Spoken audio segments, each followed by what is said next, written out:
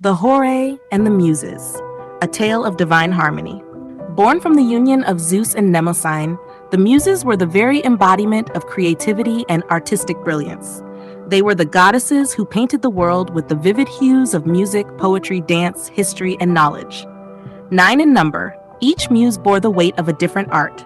Calliope, the voice of epic poetry; Clio, the chronicler of history; Erato, the heart of lyric poetry and love; Euterpe, the spirit of music and song; Melpomene, the bringer of tragedy; Terpsichore, the soul of dance; Thalia, the mirth of comedy; Urania, the stargazer of astronomy; and Polyhymnia, the singer of sacred hymns.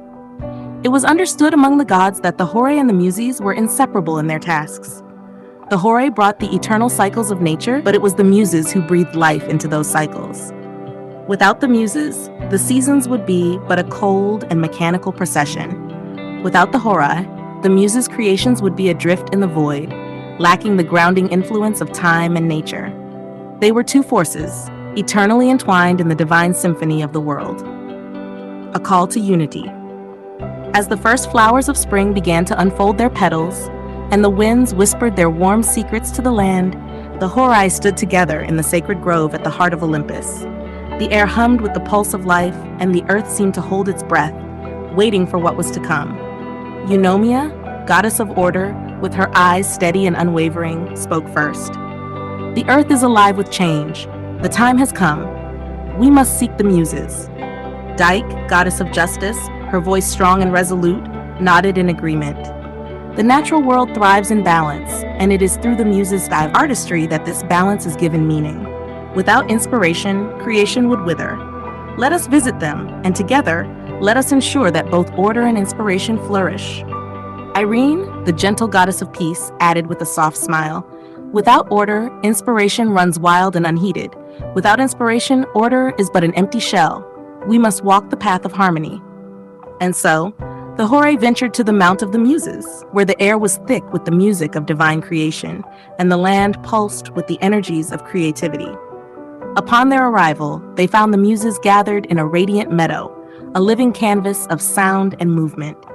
The goddesses stood together, their forms bathed in golden light, each engaged in the art they embodied.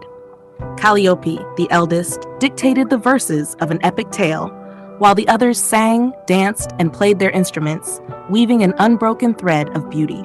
At the sight of the Horae, the Muses greeted them warmly. Calliope, her voice as rich and deep as the very earth itself, spoke first. "Goddesses of the seasons, your influence flows through every work of creation. Without the rhythm of the earth's cycles, there would be no true inspiration. How can we assist you in your eternal task?" The harmony of creation. Eunomia, with her voice steady and certain, took the lead. "Muses, your arts sustain the world. Without your guidance, the beauty of the earth would be seen but never celebrated. As the seasons change, we seek your help to weave your inspiration into the very fabric of nature. Let us ensure that both the natural order and the flow of life itself are maintained in perfect harmony." Dike, firm in her resolve, added, "We ask that your arts not only inspire, but uphold the justice that binds all things. Let your poems sing of fairness, let your dances honor the life and death that define existence. The world needs beauty, but it also needs balance." Irene, her voice gentle as a summer breeze, spoke last. "We bring peace, but you bring joy. Let the peace of the earth be mirrored in your creations. May every note you play and every word you speak carry a sense of serenity that echoes throughout the realms." The Muses listened intently, their gazes thoughtful. After a moment, Melpomene, the muse of tragedy, stepped forward, her voice grave yet profound.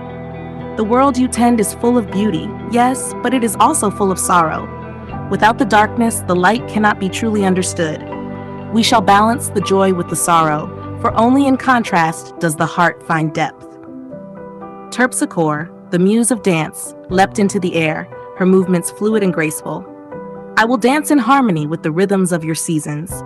With each step I take, the passage of time will be marked, and the flow of nature will be honored. My dance shall mirror the cycles you uphold, and in it, all things will find their place." Urania, her eyes turning to the heavens, spoke next, her voice soft yet commanding. "Let the stars guide you. As the heavens move in perfect harmony, so too must your work with the Muses be guided by the stars. Together, we shall chart a path that honors both the natural world and the divine art of creation. Polyhymnia, the muse of sacred poetry, raised her hands in a silent prayer, her voice filling the grove with a soft, radiant hymn. The words she sang were like a blessing, and the air itself seemed to shimmer with divine energy. The eternal dance of nature and art. With their tasks set, the Horae and the Muses united their divine powers. Eunomia's order, Dike's justice, and Irene's peace blended with the Muses' creativity, beauty, and inspiration.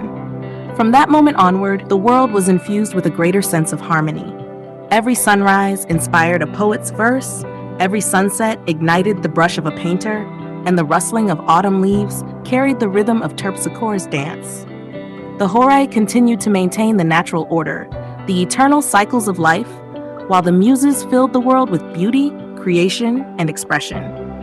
Their partnership was eternal, each a necessary counterbalance to the other, each breathing life into the other's work.